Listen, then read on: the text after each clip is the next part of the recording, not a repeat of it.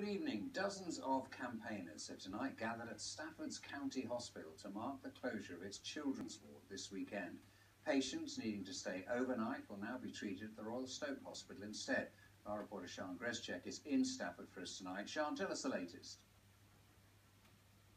Well, Nick, it was an emotional night for those campaigners that gathered just a few hours ago. Around 70 turned up.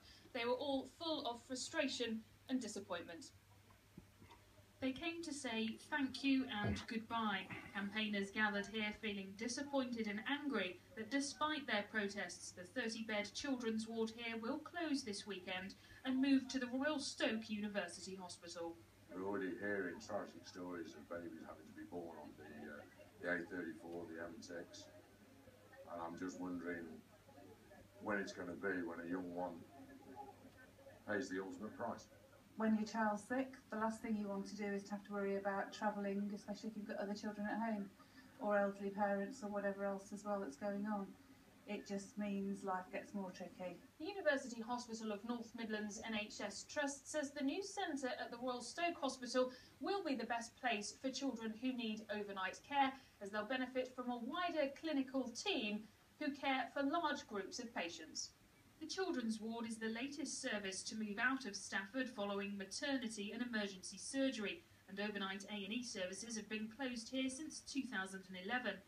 Many of those here today told me their children had received care here, and as the staff finished their shift, they went to applaud them and say farewell, upset but still determined to carry on the fight to try and bring services back here. Well, I'm joined by one of the campaigners, Cheryl Porter. Cheryl, how realistic is it to hope that services will one day return here? Well, I think it will have to happen. Stoke can't cope, the distance is too far.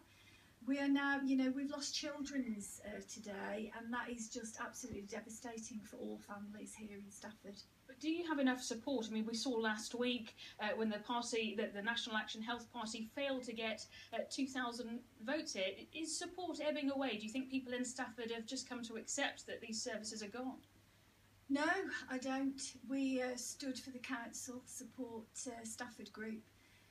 We didn't get in, but we had over 8,500 of those votes for us, particularly here in Stafford. And I feel we have to keep going.